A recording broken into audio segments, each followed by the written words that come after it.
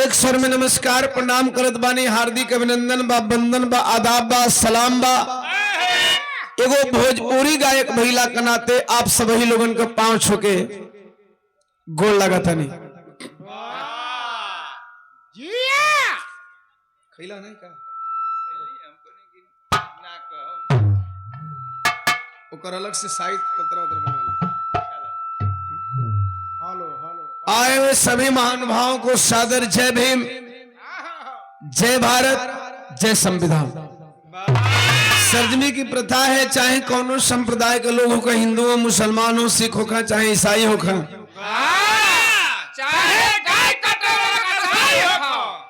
हर लोग अपने आराध्य देवी देवता को मनाया करते हैं। सत्य को छोड़ करके असत्य की तरफ जाना ही अंधविश्वास है। सत्य को छोड़ करके असत्य की तरफ जाना ही पाखंडवाद है। सत्य को छोड़ करके असत्य की तरफ जाना ही मनुवाद है। सत्य को छोड़ करके असत्य की तरफ जाना ही ब्राह्मणवाद है। इस व्यवस्था से उबरने के लिए मैंने बिरहा में 10 साल पहले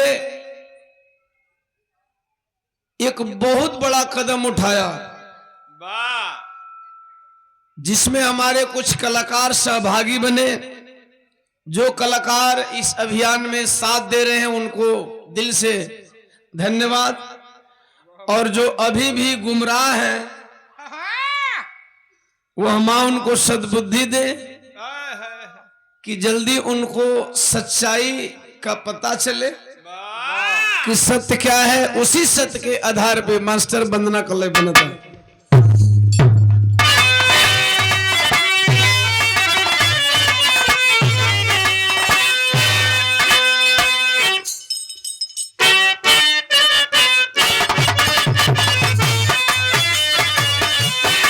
माइक बढ़ा दो।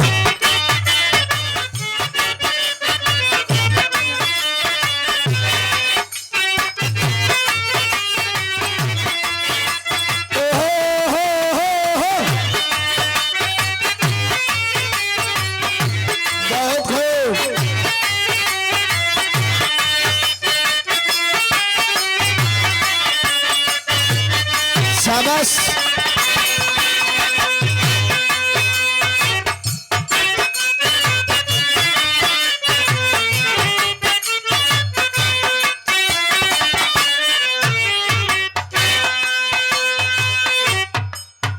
मास्टर ओ गीत बजोलन जवन हमें बिरहा गावे सिखा दहलस, जवन गीत हमके बिरहिया बना देहलस। जब हम गावत ना रही उससे पहले इस गीत का संबंध है हमसे, समय के हिसाब से बता देंगे। लेकिन इसी गीत ने ओम प्रकाश दीवाना को इस मंच तक ला करके खड़ा किया। पहली बार बिरहा में वो गीत पर मास्टर वंदना बजाओ।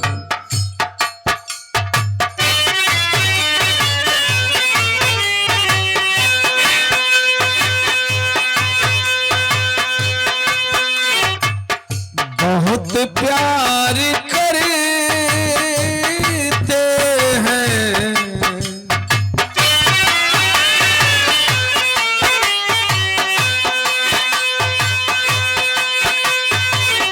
बहुत प्यार करते हैं तुमको सनम।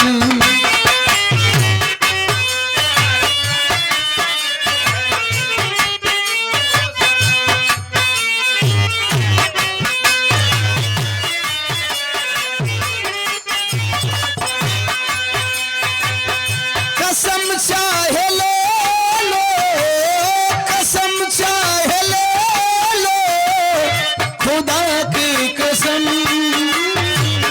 बहुत प्यार करते हैं तुमको सनम। तो और ऊपर वाला बैठा था वो टेंकर भैया मॉनिटर और खुला।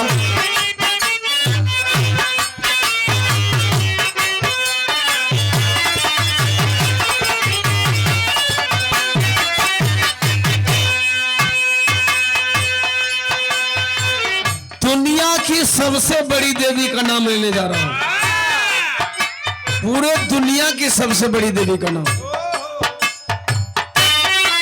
जैसा कि आप लोग जानते हैं, ये बिरहा जगत में अंबेडकरवाद का दौर शुरू हुआ है और इसके लिए बहुत बड़ी लड़ाई लड़नी पड़ी। लेकिन जब आप सत्य की लड़ाई लड़ते हो, साहब, सत्य परेशान होता है, पराजित नहीं होता। बेटा उस मां को याद करता है जिस मां ने आपको जन्म दिया, जिस मां ने हमको जन्म दिया।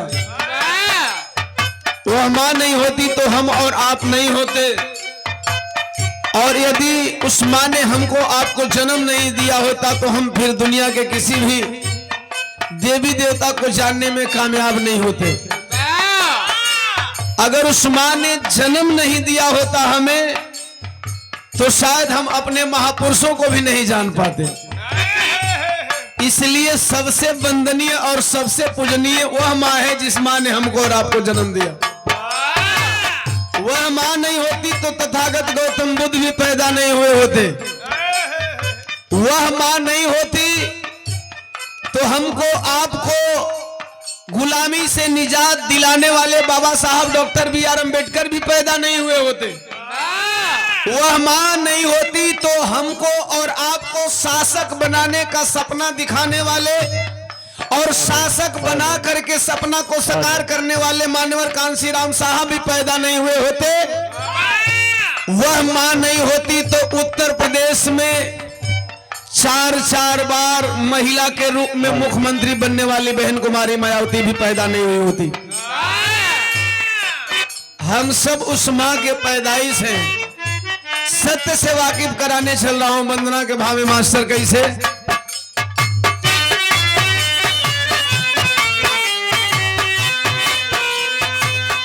जन्मदायिनी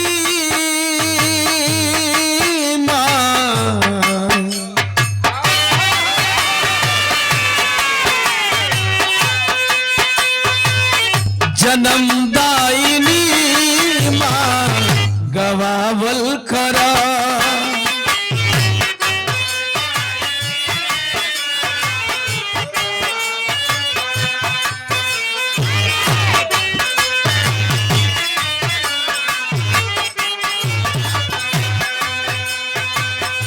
सरगम में सातों सूर, सरगम में सातों सूर सजावल करा। जन्मदायिनी मां गवावल करा।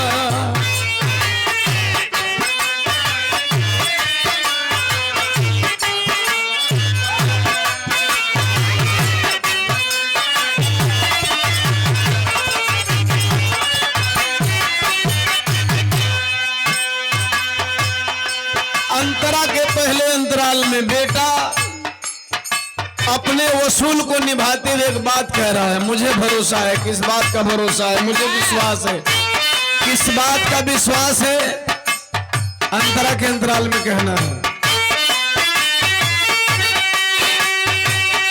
तुम ही हो सहारा, तुम ही हो खेवैया।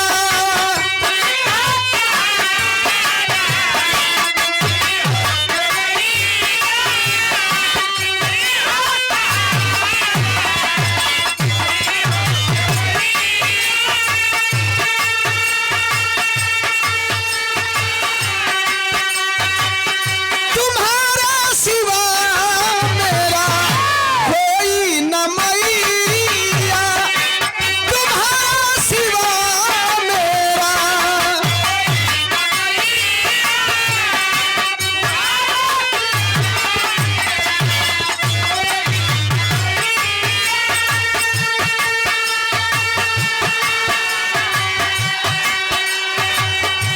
महफिल में लाजिया, महफिल में लाजिया बचावल करा।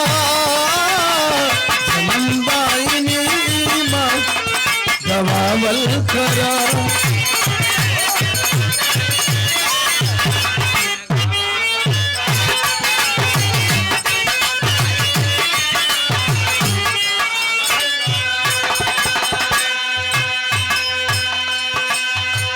गवावत गवावत जैसे बोले सिखा देलू, चले सिखा देलू, मन पर खड़ा होकर सिखा दे। समाज में भला बुरा का परख बता दिहलो। वही तरह मतारी एक काम और कैल करी है बेटवा के आजीवन तो से डिमांड बा।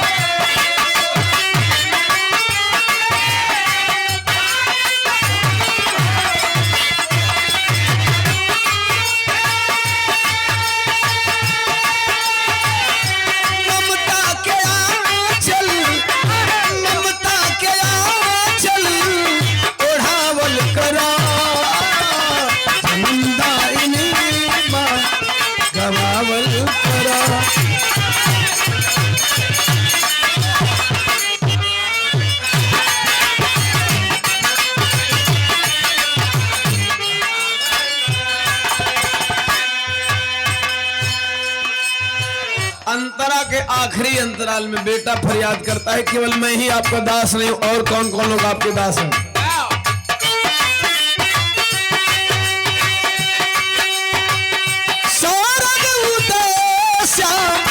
मंगल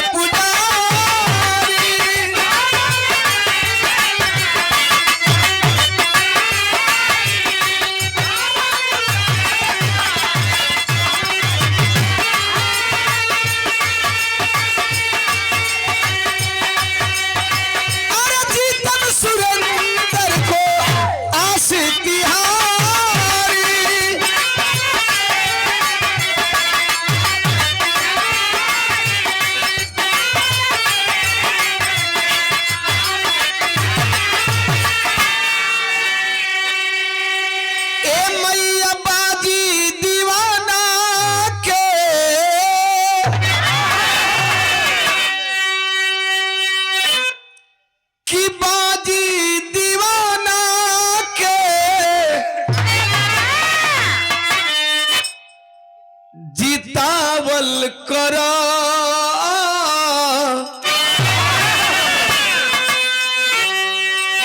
जन्मदायिनी माँ, जन्मदायिनी माँ गवावल करा।